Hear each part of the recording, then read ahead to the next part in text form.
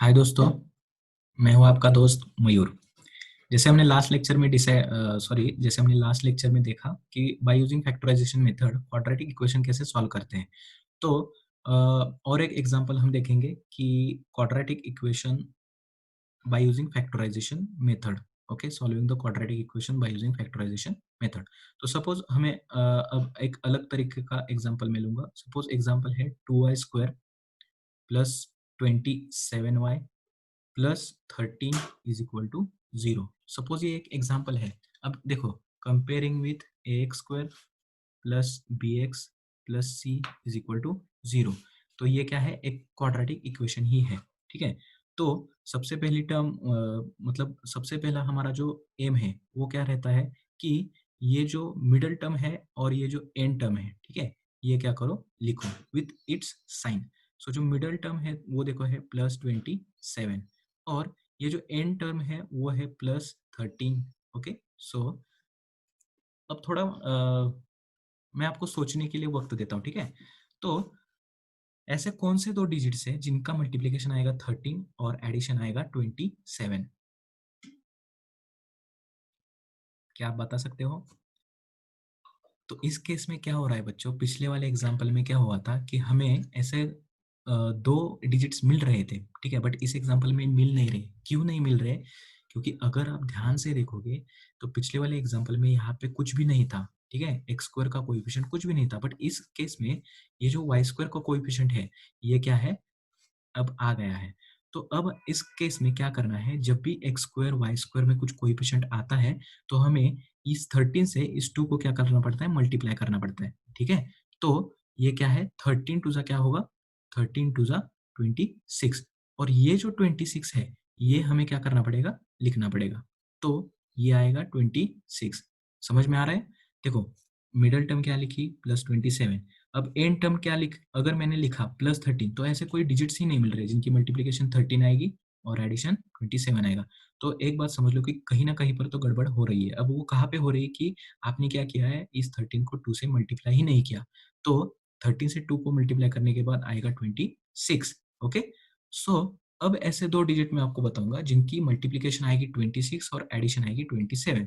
देखो, 27 सॉरी 26 × 1 अगर मैं करता हूँ तो 26 × 1 आता है 26, और 26 + 1 करता हूँ तो क्या आता है, 26 + 1 आता है +27 आता है, राइट।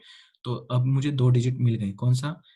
ये मैं यहाँ पे लिखता हूँ कि 27 पहला वाला डिजिट है 26 और दूसरा वाला डिजिट है 1। तो बस क्या करना है, सिंपल चीज रह जाती है। बस ये इक्वेशन ऐसे लिखो, 2y²। अब इस 27 का कैसे लिखो, 26 + 1, मतलब देखो +26y and +1y +13 is equal to 0। समझ रहे हो? यहाँ पे क्या किया, कुछ भी नहीं किया, सेम इक्वेशन लिखा। बस ये 27 को कैसे लिखा, 26 + 1। अब सिंपल दो ग्रुप बनाओ, पहला ग्रुप दूसरा ग्रुप। अब देखो यहाँ पे क्या है, y है, यहाँ पे y है, तो y तो कॉमन निकलेगा, बट इसके साथ 2 है और 26 है, तो 2 भी कॉमन निकल सकता है। मतलब अगर मैं 2y कॉमन निकालता हूँ तो यहाँ पे रह जाएगा बस y +13। ओके। और प्लस यहाँ पे देखो, यहाँ पे y है और यहाँ पे y नहीं है, और यहाँ पे ऐसा कुछ नहीं है कि जिसको 2 से डिवाइड किया जा सकता है, बट यहाँ पे बस कुछ भी नहीं निकलता, तो क्या निकलता है, 1 कॉमन निकालेंगे और यहाँ पे y +13 एज इट इज लिखेंगे। अब और एक बार आपको मैं बताना चाहूंगा कि देखो, पहले ब्रैकेट में जो टर्म आई है वही टर्म दूसरे ब्रैकेट में आ रही है। तो पहला ब्रैकेट लिखेंगे y +13 और दूसरा ब्रैकेट होगा 2y + 1 इज इक्वल टू 0। अब simple y +13 is equal to 0 and 2y + 1 is equal to 0। अब simple y is equal to, मुझे अगर y निकालना है तो ये +13 इक्वल साइन के राइट में जाके -13 होगा। एंड अब देखो, मैं एक स्टेप एक्सटेंड करता हूँ, इस 2y क्या बनेगा, +1 का -1। मतलब y अगर मुझे निकालना है तो ये 2 इंटू है, ये 2 डिवाइडेड बाय होगा, मतलब -1 अपॉन ये 2 अब न्यूमरेटर में है, ये अब जाएगा इक्वल साइन के राइट में डिनोमिनेटर में। मतलब मुझे y के दो रूट्स मिल गए, एक है y इज इक्वल टू -13 और दूसरा है y इज इक्वल टू -1/2। ठीक है। तो अब हमने क्या देखा है कि बाय यूजिंग फैक्टराइजेशन मेथड हम कोई भी एग्जाम्पल कैसे सॉल्व कर सकते हैं, राइट? अब हम क्या करेंगे कि बाय यूजिंग फॉर्मूला एग्जाम्पल कैसे सॉल्व करना है, ठीक है? बाय यूजिंग फॉर्मूला कैसे सॉल्व करना है। तो सपोज हम एक एग्जाम्पल लेंगे, ठीक है? बाय यूजिंग फॉर्मूला, उसमें आपको पता चल जाएगा कि एकदम सिंपल तरीके से, ठीक है, सिंपल तरीके से हम क्या कर सकते हैं, बाय यूजिंग फॉर्मूला हम एग्जाम्पल सॉल्व कर सकते हैं, ठीक है? तो let's start the first example. Okay,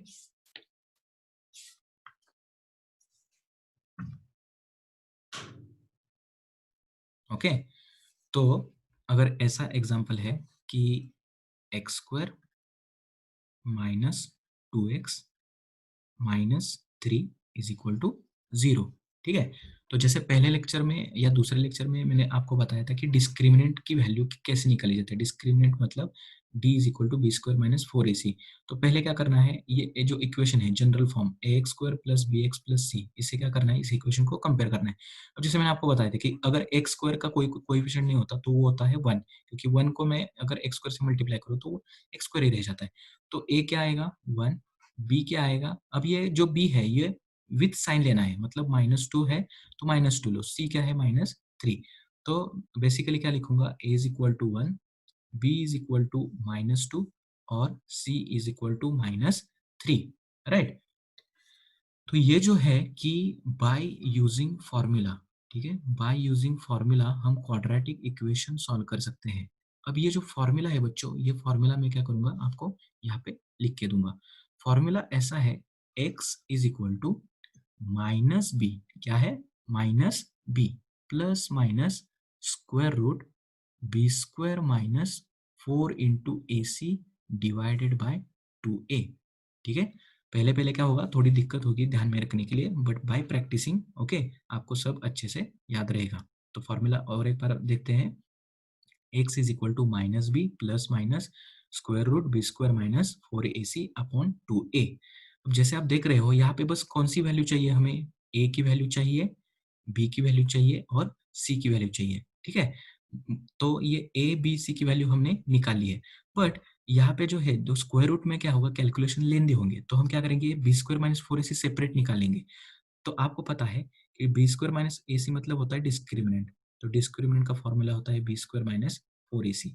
तो देखो बी स्क्वायर मतलब क्या, -2 का स्क्वायर आएगा, ठीक है, -4 इंटू ए है 1 और सी है -3। अब ध्यान से देखो बच्चों की 2 का स्क्वायर आता है 4, ठीक है, बट आपको डाउट होगा कि -2 का स्क्वायर क्या आता है। तो देखो मैं यहाँ पे आपको एक्सप्लेन करता हूँ कि -2 का स्क्वायर मतलब क्या होता है, -2 इंटू -2, तो ये 2 सा क्या होता है 4, और ये माइनस माइनस क्या होता है प्लस, मतलब -2 का स्क्वायर क्या आता है, +4, -2 का जो स्क्वायर आता है वो होता है +4। अब यहाँ पे देखो 4 3 आएगा 12, ठीक है, 4 3 आएगा 12, बट यहाँ पे ये माइनस माइनस होगा प्लस, क्या होगा, प्लस। तो जैसे आप देख पा रहे हैं कि d की जो वैल्यू है वो हमें क्या मिल रही है, 4 + 12 दैट इज 16। अब ये जो d है इसी का मतलब क्या है, बी स्क्वायर माइनस 4ac। मैं यहाँ पे लिख सकता हूँ कि बी स्क्वायर माइनस 4ac की वैल्यू क्या है, ये d की वैल्यू और उसकी वैल्यू क्या है, सेम है, ठीक है? तो अब जो नेक्स्ट पार्ट है, ठीक है, वो बहुत ईजी पार्ट है, बस आपको क्या करना है, ऐसे लिखना है x is equal to, okay. अब ध्यान दो कि मैं क्या कर रहा हूँ, ये जो माइनस है वो एज इट इज लिखना है बच्चों। अब ये b की वैल्यू क्या है, -2, तो -2 लिखो, प्लस माइनस, अब देखो कितना इजी हो गया है, ये जो बी स्क्वायर माइनस 4ac की वैल्यू है वो हमने ऑलरेडी निकाली है, बी स्क्वायर माइनस 4ac की वैल्यू क्या आई है, 16। तो डायरेक्टली मैं यहाँ पे क्या करूंगा, 16 लिखूंगा, कुछ भी कैलकुलेशन नहीं करूंगा, और अपॉन 2 इंटू ए की वैल्यू क्या है, ए की वैल्यू है 1, ओके। अब नेक्स्ट पार्ट क्या रहता है, देखो ये माइनस माइनस क्या होगा, प्लस होगा, तो ये क्या रहेगा, +2 प्लस माइनस। अब बच्चों 16 का स्क्वायर रूट क्या आता है, 4, 16 का स्क्वायर रूट आता है 4, okay, and divided by 2 into 1 क्या आएगा, 2। अब क्या करना है, बस सिंपल स्टेप, बहुत सारे बच्चे यहाँ पे कंफ्यूज हो जाते हैं कि सर यहाँ पे प्लस माइनस कैसे मैनेज करना है। तो कुछ भी नहीं सोचना, क्या करना है, पहले लिखो 2 + 4 डिवाइडेड बाय 2, और दूसरी बार लिखो 2 - 4 डिवाइडेड बाय 2। देखो क्या किया, 2 4 2, इसका सीक्वेंस सेम है, बस एक बार आपको लिखना है प्लस और दूसरी बार लिखना है माइनस। इसका मतलब क्या है कि 2 प्लस 4 आएगा 6 डिवाइडेड बाय 2 एंड 2 माइनस 4 आएगा -2 डिवाइडेड बाय 2। अगर इसको मैं सिंप्लीफाई करूँ तो देखो 2 वन ज़ा 2, 2 थ्री ज़ा 6, तो एक रूट आएगा 3 और 2 वन ज़ा 2, 2 वन ज़ा 2, दूसरा रूट आएगा -1। तो मेरे x के मुझे दो वैल्यू मिल रहे हैं, एक मिल रहा है 3 एंड दूसरा मिल रहा है -1। तो जैसे आप देख पा रहे हो कि बाय यूजिंग फैक्टराइजेशन जैसे हमें दो रूट्स मिलते हैं, वैसे ही बाय यूजिंग फॉर्मूला हमें टू रूट्स मिल जाते हैं। तो ये थोड़ी बड़ी प्रोसेस होती है, बट अगर साइन के साथ जाओगे, राइट साइन लिखोगे, कैलकुलेशन सही से करोगे, तो प्रॉपरली आपको एग्जाम में 3 to 4 मार्क्स के लिए ये सम आ सकते हैं। तो इस प्रकार के और भी सम हम नेक्स्ट लेक्चर में ले सकते हैं, ठीक है। सो होप आपको ये वीडियो अच्छा लगा होगा, और अगर कुछ सजेशंस है तो वेलकम। C you all.